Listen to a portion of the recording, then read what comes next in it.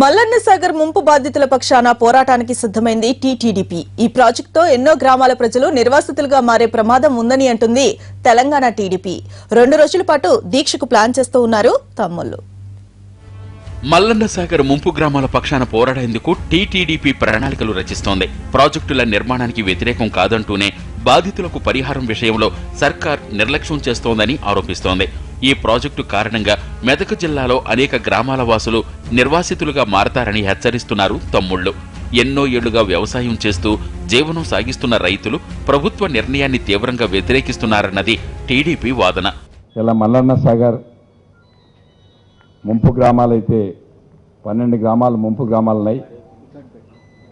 Irrigation minister Harish Rao గారు 4000 గ్రామాల ప్రజలతోని 12 గ్రామాల ప్రజల మీద అటాక్ చేయమని చెప్పి మాట్లాడుతూ ఉన్నాడు. ఒక ప్రజాస్వామ్యబద్ధంగా ఎన్నికైనటువంటి ఎమ్మెల్యే, ఒక ప్రజాస్వామ్యబద్ధంగా ఉన్నటువంటి మంత్రి గారు 12 గ్రామాల రైతుల మీద అటాక్ చేయమని చెప్పడము చట్టపరంగా నేరము. ఇమ్మీడియట్గా హరీష్ రావు మీద ఈ వ్యాఖ్యల మీద కేసు బుక్ చేయాలని చెప్పి నేను డిమాండ్ చేస్తున్నాను. ఇప్పటికే మల్లన్న సాగర్ ముంపు గ్రామాల్లో పర్యటించారు తమ్ముళ్లు. సర్కారిచ్చే పరిహారం కూడా కంటి తుడుపుగా ఉందని ఆరోపిస్తున్నారు. ఒకవేళ పూర్తి స్థాయిలో చెల్లించని పక్షంలో ప్రాజెక్టు డిజైన్ మార్చాలని డిమాండ్ చేస్తున్నారు.